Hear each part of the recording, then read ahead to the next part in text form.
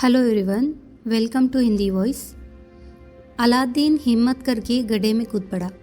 सीढ़ियों से उतरकर वह पहले दालान के सामने पहुंचा।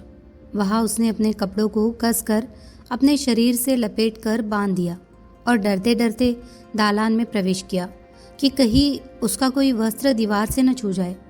दूसरे और तीसरे दालान को भी उसने इसी तरह डरते डरते पार किया और फिर बाग में आकर चैन की सांस ली।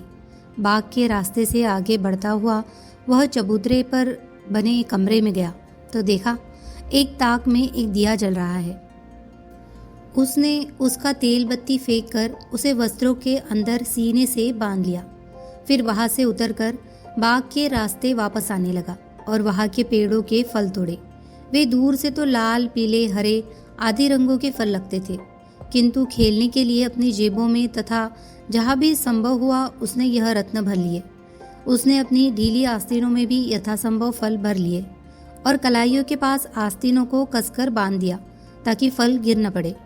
अब यह हालत हो गई कि अंदर रखे रत्नों के कारण उसके कपड़े चारों ओर से फूल गए।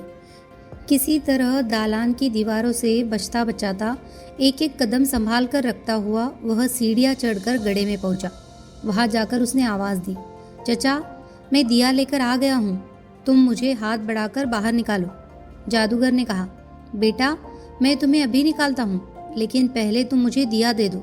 अलादीन ने कहा, मैं बाहर आकर ही दिया निकाल सकता हूँ, इस जगह नहीं निकाल सकता, तुम मुझे बाहर निकालो। जादूगर ने कहा, नहीं, पहले चिराग दो, फिर मैं तुम्हें बाहर निकालूंगा। अब यही बहस शुरू हो गई। अलादीन कहता था कि बाहर निकालो तब चिराग दूंगा। जादूगर कहता था पहले चिराग दो फिर बाहर निकालूंगा। दरअसल अलादीन अपनी कठिनाई बता भी नहीं पा रहा था। चिराग उसने सीने के पास रखकर उसके चारों ओर फल भर लिए थे। वैसे भी उसकी आस्तीनें फलों के भार से फूली हुई थी और गड्ढे में इतनी जगह नहीं थी कि वह फलों को बाहर निकालकर सीने के पास से चिराग निकालता। गड्ढे में जगह कम होने से उसका दम घुटा जा रहा था और वैसे भी थकावट से उसका बुरा हाल था।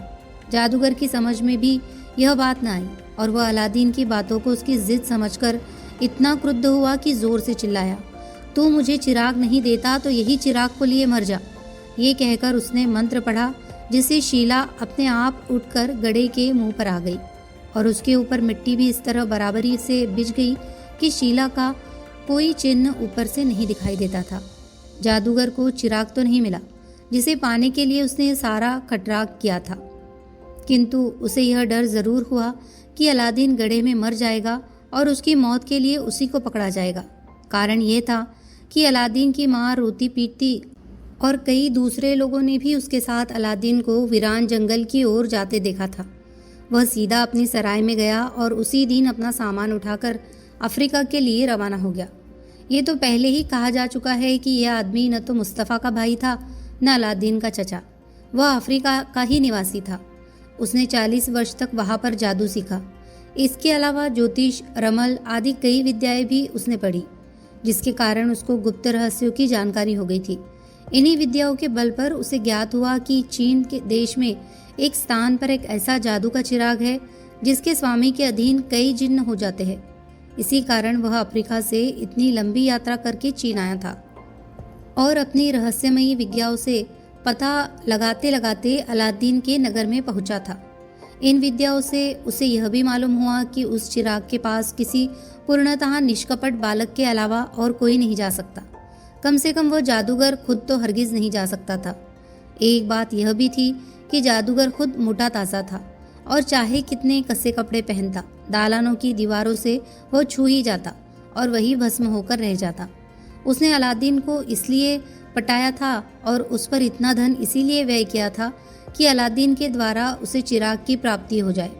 उसका यह इरादा था कि अलादीन से चिराग लेकर अपने मंत्र बल से उसे वही मार डाले और उसकी आकस्मिक मृत्यु की बात कहकर निर्दोष बना हुआ अफ्रीका चला जाए। जब अलादीन ने उसे चिराग न दिया या वह चिराग न दे सका तो जादूगर निराशा और क्रोध के कारण यह भी भूल गया कि उसका दिया हुआ जादुई छल्ला अभी अलादीन के पास है। जादूगर को शायद खुद उस छल्ले की इतनी जरूरत भी नहीं थी, इसीलिए वह छल्ले को भूल गया। किंतु अलादीन का जीवन इसी छल्ले के कारण बचा। जादूगर तो मंत्र बल से गड्ढे पर शीला रखकर चला गया अलादीन यही समझता रहा कि मेरा चचा बाहर खड़ा है। वह लगातार रोता पीटता और चचा की मनुहार करता रहा कि मुझे वापस निकाल लीजिए, मैं किसी तरह सीने के ऊपर से चिराग निकाल कर आपको दे दूंगा, इसके बाद ही मुझे गड्ढे से निकालिएगा। लेकिन अब उसकी कौन सुनता। जादूगर तो इतने में मीलों आगे चला गया था। बेचारा अलादीन घंटों तक चिल्लाता रहा जब तक प्यास ने उसका गला बंद नहीं कर दिया। अंत में फिर वह सीढ़ी से उतरकर दालान के बाहर बैठ गया। यहाँ कम से कम उसके हाथ पांव हिलाने की जगह तो थी। वह यह देखकर और परेशान हुआ कि दालान, बाग आदि धीरे धीरे गायब होने लगे, क्योंकि वे सब जादू के खेल थे। हाँ, उसके पास चिराग और बटोरे हुए रत्न जैसे के तैसे थे, किंतु अब उनका क्या करता। वह अंधेरे में इधर उधर भटकने लगा और फूट फूट कर रोने लगा। अंत में वह एक जगह थक कर बैठ गया। उसने सोना चाहा, किंतु उसे नींद भी नहीं आई। एक पूरा दिन इसी तरह गुजर गया। हालांकि अलादीन को दिन रात का अंतर क्या मालूम होता। अब उसने समझ लिया कि अब मुझे यही भूखे प्यासे मर जाना है और मेरी माँ को मेरी कोई खबर नहीं लगेगी और वह भी रो रो कर मर जाएगी। वह निपट निराशा में अपने हाथ मलने लगा। इसी में उसके हाथ का छल्ला किसी चीज से रगड़ खा गया और इसके साथ ही एक महाभयानक जिन उसके सामने प्रकट हो गया और बोला, मेरे लिए क्या आज्ञा है, मैं आपका गुलाम हूँ। अलादीन भय के मारे कुछ बोल नहीं सका। तो जिन ने फिर कहा, स्वामी आप डरे नहीं, मैं उस आदमी का सेवक हूँ जो यह लोहे का छल्ला पहने हुए है। उसकी आज्ञा पर मैं सब कुछ कर सकता हूँ। अलादीन जीवन से निराश तो हो ही चुका था। डर को छोड़कर बोला, अगर ऐसे ही बलवान हो तो मुझे यहाँ से निकाल कर ऐसी जगह खड़ा कर दो जहाँ से मैं अपने घर को जा सकूं। जिन ने एक क्षण ही में उसे उसके सारे सामान के साथ बाहर निकाल दिया और गायब हो गया। अलादीन को बड़ा आश्चर्य हुआ कि यह क्या हो रहा है। उसने आंखें मलकर चारों ओर देखा तो पहचान गया कि यह वही रास्ता है जिससे वह अपने नगर से आया था। बहुत देर तक इसी आश्चर्य में पड़ा रहा कि उस अंधेरे से मैं किस प्रकार बाहर निकला और वह महाभयानक आदमी कौन था जो स्वयं को मेरा दास कहता था। लेकिन अधिक सोच विचार से लाभ भी क्या था।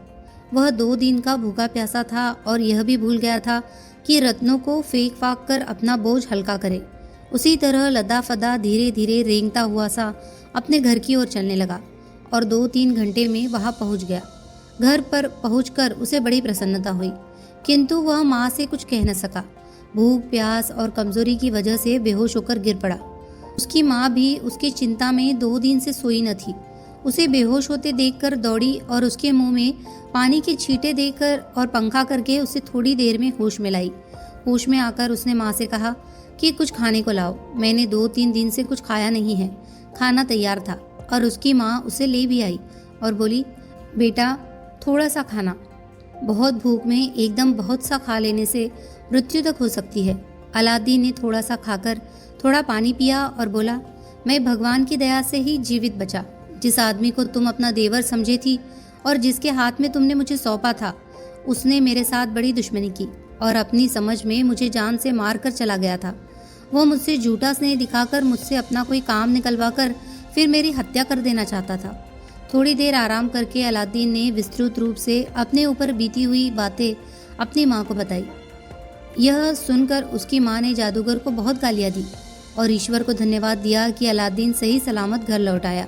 उसे अलादीन ने फल लगने वाले रत्न भी दिए। वह बेचारी भी उनका मूल्य नहीं जानती थी, इसीलिए उसने उन्हें एक ओर रख दिया, किंतु उसे यह देखकर आश्चर्य हुआ कि अंधेरे में वे रोशनी देने लगते थे। खैर, इन बातों पर ध्यान देना उसने जरूरी न समझा। बेटे के अलग होने पर वह भी 2 रातों से नहीं सोई थी और रोते रोते निढाल हो गई थी। अब बेटा वापस आ गया तो वह घर के एक कोने में लेटी रही और गहरी नींद सो गई। अलादीन भी सो गया और सारी रात सोता रहा। सुबह वह जगा तो भूख से उसका बुरा हाल हो गया था। उसने माँ से कहा कि मुझे कुछ खाने को दो। वह बोली, इस समय तो घर में कुछ भी नहीं है। कल मैंने कुछ सूत काटा था, उसे लेकर बाजार जाती हूँ, उसे बेचकर कुछ खाने को खरीदूंगी। अलादीन को कुछ याद आया। उसने कहा, सूत बाद में बेच लेना, अभी तो वह तांबे का दिया ले जाओ जो मैं लाया हूँ, उसे बेचकर कुछ ले आओ। बुढ़िया बोली, अच्छी बात है, लेकिन यह दिया गंदा हो रहा है, मैं इसे साफ करके चमका दूँ तो इसके अधिक दाम मिलेंगे। यह कहने के बाद बुढ़िया चिराग को साफ करने बैठ गई। उसने पानी और रेत से उसे साफ करना शुरू किया। जो ही उसने दिए को जोर से रगड़ा कि एक महाभयानक विशालकाय जिन धरती फाड़ कर निकला और बादल की गरज से ऐसी आवाज में बोला, तुम मुझे क्या आज्ञा देती हो? मैं उस व्यक्ति का दास हूँ जिसके पास ये चिराग होता है, और केवल मैं ही नहीं, बहुत से दूसरे जिन भी उस व्यक्ति के अधीन होते हैं जिसके पास यह चिराग होता है। बुढ़िया उस भयानक जिन को देखते ही डर के मारे बेहोश हो गई। डर तो अलादीन को भी लगा, किंतु चूंकि वह पहले भी अंगूठी रगड़ने पर सामने आने वाले जिन को देख चुका था, इसीलिए वह बेहोश नहीं हुआ। उसने एक हाथ से अपनी गिरती हुई माँ को संभाला और दूसरे हाथ में चिराग उठा लिया। फिर उसने जिन को कहा, मैं बहुत भूखा हूँ, मुझे तुरंत भोजन चाहिए। जिन यह सुनकर गायब हो गया और 2 क्षणों बाद एक बड़ा सा सोने का थाल अपने सिर पर रखकर प्रकट हो गया। उसने थाल को भूमि पर रखा। उसमें 12 चांदी की तश्तरियाँ थी जिनमें स्वादिष्ट व्यंजन थे। इसके अलावा यह दोनों हाथों में 2 शीशे की सुराहियाँ शराब की और 2 चांदी के गिलास भी लिए था। यह सामान रखकर वह गायब हो गया। अलादीन ने माँ के मुंह पर पानी के छींटे दिए जिससे वह होश में आ गई। अलादीन ने कहा, अम्मा, भय छोड़कर उठ बैठो, जल्दी से चलकर खाना खा लो, नहीं तो वह ठंडा हो जाएगा। वह उठी तो तरह तरह से स्वादिष्ट व्यंजन देखकर उसे बड़ा आश्चर्य हुआ। वह सोचने लगी कि इतना अच्छा खाना ऐसे बढ़िया बर्तनों में किसने भेज दिया? कहीं ऐसा तो नहीं है कि बादशाह ने हमारी दशा पर तरस खाकर हमें यह चीजें भिजवाई हो? अलादीन ने कहा, अब सोच विचार मत करो, जल्द आकर खाना खा लो, फिर मैं तुम्हें इसका पूरा हाल बताऊंगा। वे दोनों रुचिपूर्वक भोजन करने लगे। बुढ़िया यह भी सोचने लगी कि यह बर्तन किस चीज़ के बने हैं, क्योंकि उसके ख्याल में नहीं आ सकता था कि खाने के बर्तन सोने चांदी के हो सकते हैं। पेट भर खाने के बाद भी बहुत सा भोजन बच गया जिसे उन दोनों ने उठाकर रख दिया और 3 दिन तक खाते रहे।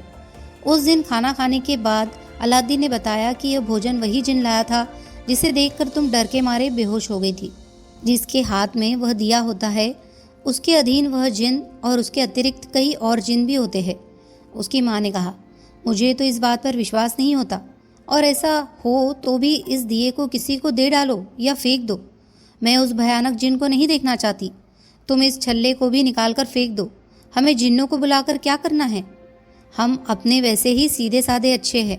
अलादीन ने कहा, वाह, तुम भी खूब बात करती हो। छल्ले के जिन के कारण तुम मुझे जीता जागता देख रही हो। चिराग के जिन ने भी स्वादिष्ट भोजन लाकर हमारी भूख मिटाई है। तुम यह भी सोचो, वह जादूगर जो मेरा चचा बना हुआ था, इसी चिराग के लिए अफ्रीका से यहाँ की यात्रा करके आया था और मुझे उस गुप्त स्थान में इसी चिराग को लाने को भेजा था। माँ को अब भी असंतुष्ट देखकर अलादीन ने कहा, तुम इसे या इस जिन को नहीं देखना चाहती तो मैं इसे उठाकर घर के एक अंधेरे कोने में रख दूंगा और अवसर पड़ने पर इसका लाभ उठाऊंगा। तुम भी किसी से इसका उल्लेख न करना। अगर हमारे पड़ोसी इस बात को जान गए तो वे हमसे ईर्ष्या करने लगेंगे और संभव है कि कोई हमें हानि पहुंचाने के लिए बादशाह से शिकायत कर दे। अब तुम इस दिए को बिल्कुल भूल जाओ। मैं इसे तुम्हारी नज़रों से छुपा कर रखूंगा, लेकिन यह जादू का छल्ला मैं अपनी उंगली से अलग नहीं कर सकता। मैं तुम्हें बता चुका हूँ कि इसी छल्ले के कारण मेरी जान बची है, वरना मैं गड्ढे के अंदर ही घुट घुट कर मर गया होता। क्या मालूम आगे भी कोई मुसीबत पड़े तो इसी की मदद से मैं उससे छुटकारा पाऊँ। अलादीन की माँ ने कहा, अच्छा भाई, जो चाहे करो, लेकिन ये ध्यान रखना कि तुम्हारे जिन मेरे सामने ना आए, वरना मैं डर के मारे मर ही जाऊंगी। इसके बाद माँ बेटे ने 2 दिनों तक बचे हुए भोजन से काम चलाया। इसके बाद फिर भोजन का प्रश्न उठा तो माँ की सलाह से अलादीन ने एक चांदी की तश्तरी ली और उसे बेचने के लिए बाजार में गया। उसकी भेंट एक यहूदी से हुई जो सोने चांदी की चीज़ों का व्यापार करता था। यह यहूदी महाधूर्त था। जो तश्तरी अलादीन के पास थी वो बहुत बड़ी थी और उस पर ऐसी बढ़िया नक्काशी थी कि उसका दाम बहुत अधिक था। अलादीन तो उसका दाम जानता ही नहीं था। यहूदी ने उससे पूछा कि तुम इसका क्या लोगे? तो अलादीन बोला कि जो तुम ठीक समझो वो दे दो, मुझे तो इसका दाम मालूम नहीं है। यहूदी ने देखा कि लड़का बिल्कुल बुद्धू है तो उससे कहा, मैं इसे 1 अशर्फे में ले सकता हूँ। यद्यपि उसका दाम कई अशर्फिया थी, जैसा अलादीन को बाद में मालूम हुआ, किंतु अलादीन ने बड़ी खुशी से यह मंजूर कर लिया। यहूदी अब यह सोचकर पछताने लगा कि यह लड़का इतना मूर्ख है तो उसे 1 अशर्फी से भी कम क्यों नहीं दिया। कुछ देर विचार करने के बाद वह अलादीन के पीछे दौड़ा और उससे अपनी अशर्फी लेकर और सस्ता सौदा करे, किंतु अलादीन इतनी दूर निकल गया था कि यहूदी की समझ में नहीं आया कि वह किधर गया। अलादीन के अशर्फी भुनाकर कुछ पैसों से भोजन लिया और घर आकर शेष रकम माँ को दे दी कि उससे अनाज आदि खाद्य वस्तुएं लाकर खाना पकाने का इंतजाम करे। कई दिनों तक इस तरह काम चला। फिर जब सारा सामान खत्म हो गया तो अलादीन दूसरी रकाबी यहूदी के पास ले गया। पहले यहूदी ने उसके एक अशरफी से भी कम दाम लगाए, किंतु अलादीन झिझका। यहूदी को डर हुआ कि कहीं अलादीन किसी और से उसका दाम न पूछ बैठे, इसीलिए उसने कहा, यह एक अशरफी की तो नहीं है, फिर भी जो दाम मैं एक बार दे चुका हूँ उसमें कमी नहीं करूँगा। यह कहकर उसने उसे एक अशरफी दे दी। अलादीन का काम इसी तरह चलता रहा। जब अशरफी से खरीदा हुआ सामान खत्म हो जाता तो वह एक रकाबी लेकर फिर उसी यहूदी के हाथ बेच आता। इसी तरह धीरे धीरे सारी चांदी की रकाबियाँ खत्म हो गई। फिर वह सोने का थाल लेकर उसी यहूदी के पास गया। उस थाल का मूल्य सैकड़ों अशरफियों का था, किंतु धूर्त यहूदी व्यापारी ने उसके बदले 10 अशरफियाँ दी। अलादीन उसी से खुश हो गया। जादूगर के 2 दिन के साथ का एक अच्छा असर यह हुआ कि अलादीन खेल में समय बर्बाद करने के बजाय बाजार में जाकर व्यापारियों से बातें करने लगा और उनसे क्रय विक्रय के ढंग सीखने लगा। यद्यपि वे लोग उसे निर्धन बालक जानकर मुंह न लगाते थे, किंतु वह चुपचाप ही उनकी बातें सुनकर व्यापार और लेन देन के व्यवहार की कुछ बातें सीखने लगा। एक आध व्यापारी उसे पहचान भी गए और कभी कभी फुर्सत में उसके साथ बात भी करने लगे। थाल की 10 अशरफियाँ भी उससे खर्च हो गई तो अलादीन ने फिर जादू के चिराग को हल्के से रगड़ा। वह जिन सामने आ गया और नम्रतापूर्वक बोला, स्वामी, मेरे लिए क्या आज्ञा है? मैं और मेरे अन्य कई साथी जिन हर समय उस आदमी की सेवा में तत्पर रहते हैं जिसके पास यह दिया है। आप क्या चाहते हैं? अलादीन ने कहा, मैं भूखा हूँ, पहले की तरह मेरे लिए भोजन लाओ। जिन्न यह सुनकर गायब हो गया और 2 ही क्षण में पहले जैसा स्वादिष्ट व्यंजनों से भरा थाल और शराब की सुराहियाँ और चांदी के गिलास लेकर उपस्थित हो गया और सारा सामान जमीन पर रखकर गायब हो गया। इस समय अलादीन की माँ बाहर गई हुई थी। लौटकर घर में खाद्य पदार्थों से भरा हुआ थाल देखा तो समझ गई कि अलादीन ने फिर चिराग के जिन की मदद ली है, किंतु इस बार वह कुछ न बोली। दोनों ने उस समय और उसके 2 दिन बाद तक वही भोजन किया।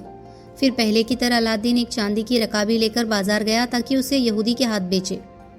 रास्ते में एक ईमानदार सर्राफ की दुकान पड़ती थी। अलादीन जब कपड़ों में रकाबी छुपाए उधर से निकला तो सर्राफ ने उसे बुलाकर कहा, बेटे, मैंने कई बार देखा है कि तुम वस्त्रों में कुछ छुपाकर यहूदी व्यापारी के पास जाते हो और फिर बगैर उस वस्तु के वापस आते हो। तुम होता है कि तुम उसके हाथ कोई चीज बेचा करते हो। शायद तुम्हें ये नहीं मालूम कि वह यहूदी एक नंबर का बेईमान है। बाजार में उससे बड़ा ठग कोई नहीं है। उससे एक बार भी सौदा करके लोग उसकी धूर्तता को समझ लेते हैं और तुम बराबर उसी से व्यवहार रखते हो। वह निश्चय ही तुम्हें बराबर ठगता रहेगा। तुम अगर कोई चीज़ बेचते हो तो मुझे दिखाओ, मैं तुम्हें उस चीज़ का ठीक मूल्य दूंगा, और अगर वह चीज़ इतनी कीमती है कि मैं खुद उसे खरीद न सकूं तो बाजार में बड़े व्यापारियों के पास जाकर उसे सही दामों पर बिकवा दूंगा। अलादीन ने यह सुनकर रकाबी अपने कपड़ों से निकाली और सर्राफ को दिखाई। उसने उसे परख कर कहा, यह तो बहुत मूल्यवान वस्तु है। क्या तुमने ऐसी रकाबियाँ यहूदी के हाथ बेची है? और बेची है तो उसने क्या दाम लगाए हैं? अलादीन ने कहा, ऐसी 12 रिकाबियाँ मैं यहूदी के हाथ बेच चुका हूँ और उसने हर रिकाबी की कीमत 1 अशरफी दी है। यहूदी ने कहा, बड़ा अनर्थ हो गया। यह रकाबी 72 अशरफियों की है। मैं तुम्हें इसके बदले में 72 अशरफियाँ देता हूँ। तुम और जगह जाकर पूछ लो, अगर किसी ने इससे अधिक मूल्य लगाया तो मैं तुम्हें इसका दुगना दूंगा। लेकिन तुम ये बात यहूदी से न कहना, वरना मुझसे झंझट करेगा। अलादीन ने उससे धन्यवाद दिया और किसी और जगह सौदा न किया। कई वर्षों तक माँ बेटे का काम इस धन से बड़ी आसानी से चला। वे चाहते तो जिनसे असंख्य धन ले सकते थे, किंतु उन्हें उससे अधिक की जरूरत ही महसूस नहीं हुई। इस अरसे में अलादीन अक्सर सराफे और जौहरी बाजार में जाया करता, तरह तरह के रत्नों को देखा करता। अब वह समझ गया कि अपने घर में उसने जो चीज़ें पत्थर के फल समझकर रखी थी, वे पत्थर नहीं बल्कि ऐसे रत्न हैं जिनके मुकाबले में जौहरियों की दुकानों में रखे हुए रत्न कोई हैसियत नहीं रखते। फिर भी उसकी हिम्मत उनका सौदा करने की न हुई, क्योंकि फौरन यह सवाल उठता कि इतने बड़े रत्न कहाँ से आए। उसने इस बारे में माँ से भी कुछ नहीं कहा। वह या तो इस पर विश्वास न करती या दूसरों से इसका उल्लेख कर देती। एक दिन अलादीन बाजार में घूम रहा था। उसने सुना कि बादशाह की तरफ से मुनादी हो रही है कि कल न कोई व्यापारी अपनी दुकान खोले, न कोई आदमी बाजार में या सड़कों पर दिखाई दे। कल शहजादी बदर बदौर शहर के बड़े हम्माम में स्नान करेगी और फिर अपने महल को जाएगी। अलादीन स्वभाव से बेफिक्रा तो था ही, उसकी इच्छा होने लगी कि किसी तरह उस शहजादी को देखना चाहिए। जिसके पर्दे के लिए इतना प्रबंध हो रहा है। उसने हमाम के सामने का एक मकान एक दिन के लिए किराए पर लिया और दूसरे दिन मुंह अंधेरे ही उसमें जाकर किवाड़ बंद कर लिए और वहीं बैठकर किवाड़ की दरारों से हमाम की ओर देखने लगा। कुछ देर बाद अपनी दासियों के साथ शहजादी आई और हमाम के बाहर उसने अपने चेहरे से नकाब उतारा और भारी कपड़े भी उतारे और हमाम में चली गई। अलाउद्दीन ने उस समय तक अपनी बूढ़ी और कुरूप माँ के अलावा कोई स्त्री नहीं देखी थी और जानता ही नहीं था कि स्त्रियों का सौंदर्य कैसा होता है।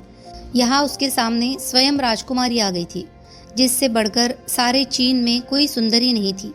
यह उसके अनिद्य सौंदर्य को देखकर गश खाकर गिर पड़ा। कुछ देर में वह होश में आया तो सोचा कि अब यहाँ ठहरने से कोई लाभ नहीं, क्योंकि शहजादी की एक दासी ने उससे कहा था, इस समय आपने नकाब बाहर उतार दिया तो कोई बात नहीं, किंतु हमाम से खुले मुंह बाहर न निकलिएगा। अलादीन ने दरवाजे में अंदर से जंजीर लगाई और घर के पिछवाड़े से निकलकर छोटी गलियों से छुपता छुपाता अपने घर पहुंच गया। घर जाकर वह मुंह ढाँप कर लेटा रहा, क्योंकि वह शहजादी के प्रेम में जकड़ चुका था और विरह व्यथा को सहन नहीं कर पा रहा था। वह रह रहकर ठंडी सांसें भी भरता था। उसकी माँ को देखकर आश्चर्य हुआ कि कल तक तो लड़का ठीक ठाक था, आज इसे क्या हो गया। उसने पूछा, बेटे क्या तुम्हारी तबीयत खराब है जो इस तरह लेटे हुए आहे भर रहे हो? अलादीन ने कोई उत्तर नहीं दिया। माँ ने उस समय अधिक पूछताछ नहीं की, क्योंकि उसे भोजन भी बनाना था। वह भोजन बनाती रही और अलादीन उसी तरह लेटा हुआ आहे भरता रहा। उसकी माँ खाना बनाकर उसके पास लाई और दोनों खाने लगे, किंतु अलादीन ने 2-4 कौर ही खाए और खाने से हाथ खींच लिया। उसकी माँ ने फिर पूछा, क्या तुम्हारी तबीयत ठीक नहीं जो खाना नहीं खा रहे हो? अलादीन ने कुछ बहाना बना दिया और अपनी व्यथा माँ से न कही।